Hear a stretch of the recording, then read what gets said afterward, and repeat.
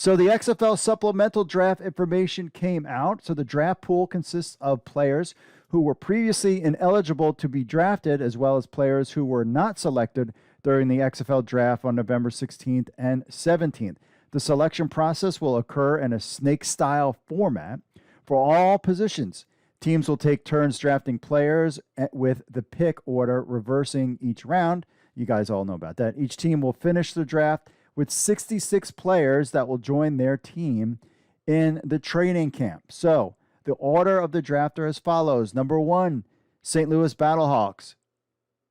Number 2, the San Antonio Brahmas.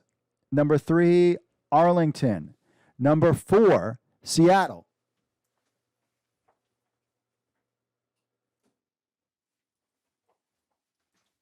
Number 5, Las Vegas. Number 6, Orlando. 7, America's Team, DC Defenders. At number 8 is Houston. That's the details so far as we got them today. Mike Mitchell had an article out on XFL News Hub getting into more detail before this announcement came out. He said sources inside the XFL indicate that the league's supplemental draft could come as soon as the first or second day of the new calendar year, but that they've announced that now. There are 72 roster openings league-wide heading into the XFL's next phase of player acquisition. A combined 456 players are presently listed on the league's rosters. We don't know. Remember, December 26th, they were supposed to sign whether or not they're going to play in the XFL, or maybe they might sign with the USFL.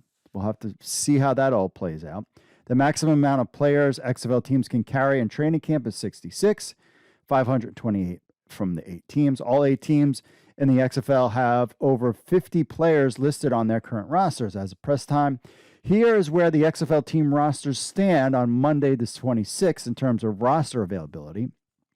The numbers could change depending on how many players commit to the XFL for 2023. Keep in mind that XFL-drafted players who haven't signed letters of intent could choose to exercise other playing options. So here's the current rosters as they stand right now. Arlington Renegades have 56 players, 10 roster spots available. DC 54 with 12 roster spots. Battlehawks with 55, 11 roster spots. Guardians with 60.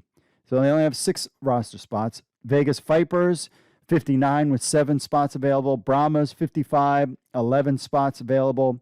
Houston Roughnecks 61 with 5 spots available. And then the Seattle Sea Dragons with 56 players, 10 available roster spots. So basically we'll probably get 10 rounds, 11 rounds, depending on, 12 rounds basically of this supplemental draft, but it could go real quick because once teams like Orlando and Houston Roughnecks use up their 5 spots in those first 5 rounds, then it will just go a lot quicker. So, and I'd assume a lot of teams already know who they're going to pick up. 7 players drafted by XFL teams in November have either signed on with NFL teams or opted for other league options in the last few weeks. Most recently, assigned Seattle Dragons quarterback Steven Montez signed on the Detroit Lions practice squad.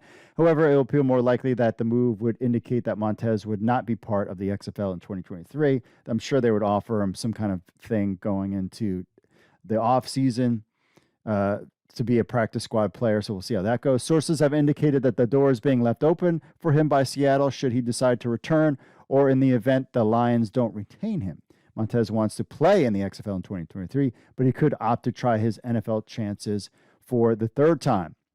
On January 1st or 2nd, supplemental draft seems to suggest that players who have expiring contracts on the 31st in the United States Football League will be part of the next wave of XFL player acquisitions, but who knows? Remember, their whole contracts things have changed.